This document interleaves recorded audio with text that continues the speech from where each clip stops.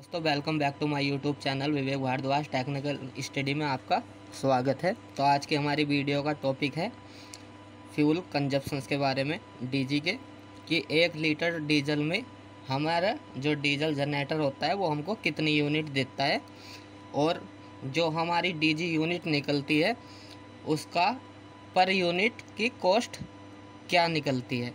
तो आज हम इसके बारे में बताते हैं आपको। ये जैसे कि मैंने कुछ पहले ही एग्जाम्पल के तौर पे बताने के लिए आपको पहले ही लिख के रख रखा है।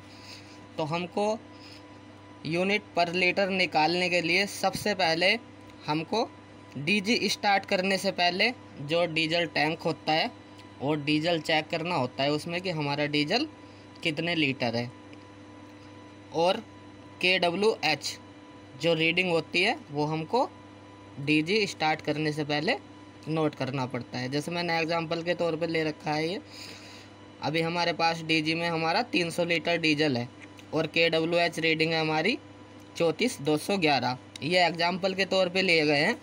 आपके इंजन में जो भी रीडिंग हो और जितना भी तेल हो आप उसी को नोट करना। और फिर डीजी स्टॉप करने के बाद हमारा HSD टैंक में डीजल बचा 270 लीटर और KWH रीडिंग हो गई हमारी 34,301। पहले कितनी थी हमारी 34,211 और इंजन बंद करने के बाद कितनी होगी 34,301। अब हमारा इंजन स्टार्ट करने से पहले इसमें डीजल था 300 लीटर और अब बंद करने के बाद है हमारा डीजल 270 लीटर। अब हम बात करते हैं, तो हमारा 300 लीटर पहले था इंजन स्टार्ट करने से पहले और बाद में बचा हमारा 270। तो हमने 300 में से 270 माइनस कर लिया तो हमारी 30 लीटर का कंजप्शंस हो गया। अब हम इसी तरीके से KWH मीटर रीडिंग को करेंगे।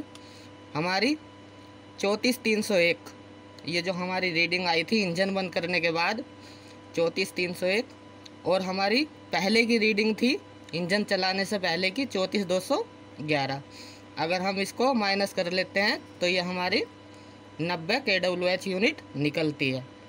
इस बात का आप हमेशा ध्यान रखना कि जो इंजन बंद करने के बाद हम रीडिंग लेते हैं उसमें से इंजन स्टार्ट करने से पहले जो रीडिंग हम नोट करते हैं वो हमेशा माइनस करी जाती है।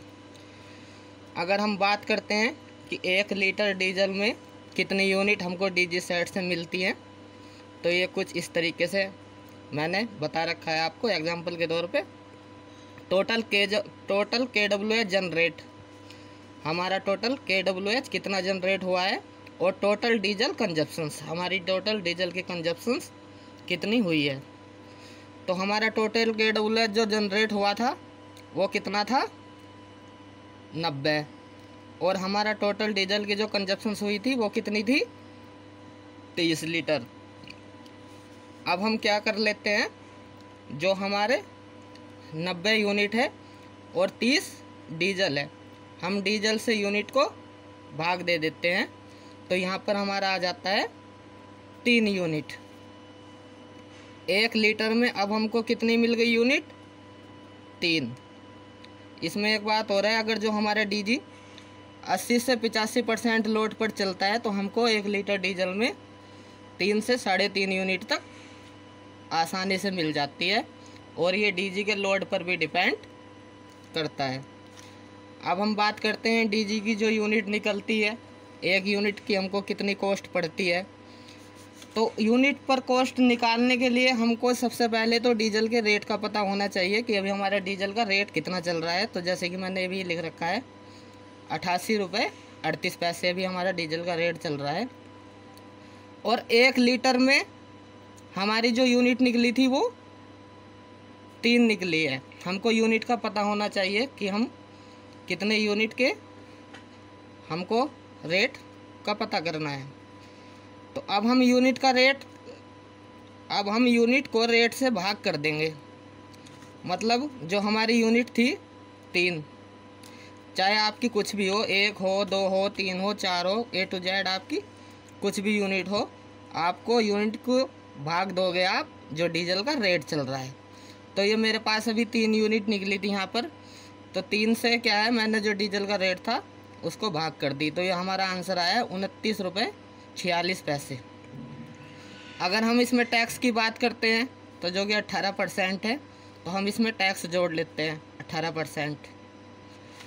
अब हम इसमें 18% टैक्स कैसे निकालेंगे, तो आपको उसके लिए 29 की गुणा करनी पड़ेगी 18 से, जो 18% है, और फिर उसकी भाग करनी पड़ेगी आपको 100 से। तो आपका 18% टैक्स निकलेगा 5 रुपये 22 पैसे। अब हम इसको जोड़ लेते हैं 29 रुपये 46 पैसे को और 5 रुपये 22 पैसे को, तो टोटल हमारा निकल के आ जाता है 34 रुपये 68 पैसे पर यूनिट का कॉस्ट निकल जाता है हमारा। मतलब कि 1 यूनिट के लिए हमारे 34 रुपये 68 पैसे का खर्च होता है। धन्यवाद।